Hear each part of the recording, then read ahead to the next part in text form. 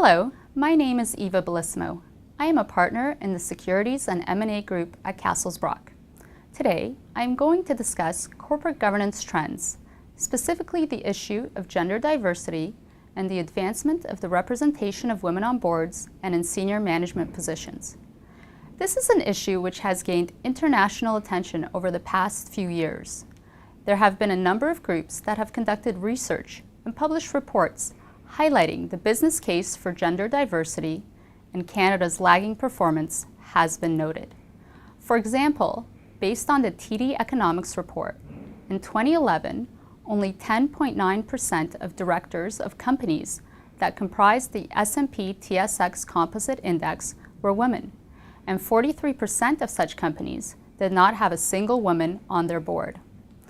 While certain of these special interest groups called for voluntary action, minimal progress was made, as there was no legal requirement or sanctions, resulting in many Canadian businesses lacking the necessary incentive to add one more issue to their agenda. In May 2013, the Ontario government publicly announced its support for broader gender diversity. In addition, the Ontario Securities Commission was requested by the Minister of Finance and the Minister responsible for women's issues to undertake a consultation process in this regard. In the summer of 2013, the OSC published a consultation paper for comments setting out a comply or explain disclosure approach, which did not impose any requirements for issuers to have a specified quota of women on boards and/or in senior management. The comply or explain approach is generally consistent with the current corporate governance regime for TSX-listed issuers and is also consistent with the approach taken by other jurisdictions, including Australia, Denmark, Finland, and Sweden, whose recent experiences could also provide us with some insight as to our likelihood of success. Of note, Italy, Norway, and France have all adopted a quota-based approach. As part of the consultation process, the OSC held a roundtable discussion with a variety of stakeholders, including investors, other market participants, and special interest groups. They received over 90 comment letters in response to the consultation paper and conducted a voluntary survey of TSX-listed issuers as to their current gender diversity statistics, disclosure, and practices. Following this, in January of this year, the OSC published proposed disclosure requirements regarding the representation of women on boards and in senior management. The proposal would require TSX-listed issuers to provide annual disclosure regarding their practices with respect to the following: 1. Director term limits. 2. Policies for the identification and nomination of women directors and updates on objectives and progress. 3. The consideration of gender diversity in identifying and nominating directors and appointing senior officers. 4. The adoption of internal targets regarding gender diversity and updates on progress. And 5, statistical information regarding the number and proportion of women on the issuer's board and in executive officer positions. The proposed amendments in their current form would not apply to issuers listed on the TSX Venture Exchange. The intended consequence of these proposed disclosure requirements is to move the discussion on gender diversity from academic circles to the boardroom, and to finally get this issue on the corporate agenda, with the intent being that consideration of this issue will lead not only to greater transparency for investors, but also to potential action, thereby increasing the representation of women on boards and in senior management positions. The comment period for the proposed amendments to the corporate governance disclosure requirements closed on April 16th of this year. A few themes emerged from the consultation process undertaken by the OSC and the comments. A. The business case for gender diversity is clear. Many stakeholders agreed that a gender-diverse board leads to better corporate performance.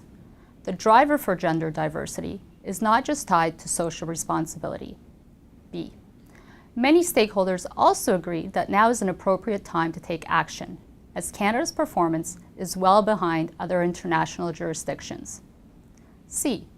In addition, while many stakeholders agreed with the use of the comply or explain disclosure model and the flexibility it afforded, there was some support primarily from the Canadian Coalition for Good Governance and the Ontario Teachers' Pension Plan to go further with a model that set fixed representation quotas and potential sanctions. And D, most stakeholders also wanted the OSC to undertake a short to midterm review to assess compliance and to measure progress. Based on the current political landscape in Ontario and the overriding support that the proposed amendments have received from stakeholders, we anticipate that they will be implemented by the end of this year in a form that substantially resembles the proposed amendments that were tabled for comment. We have already seen a number of our TSX issuers giving thought to this important issue and moving forward with their own initiatives in this regard, in advance of, and in some respects in preparation for, the implementation of the new corporate governance disclosure requirements regarding gender diversity. We encourage all TSX-listed issuers to start giving consideration to their practices and policies with respect to gender diversity, and to begin having internal discussion as to what may work best for them in the context of the proposed framework. We are of the view that compliance with the proposed amendments will generally not require an entire overhaul of an issuer's corporate governance practices, but rather some modification to practices and conscious effort. While the comply or explain approach is the classic Canadian middle ground approach, whether it will be enough to drive effective change remains to be seen. Based on the experience in other international jurisdictions, the comply or explain model has led to a modest 1% increase in the representation of women on boards per year.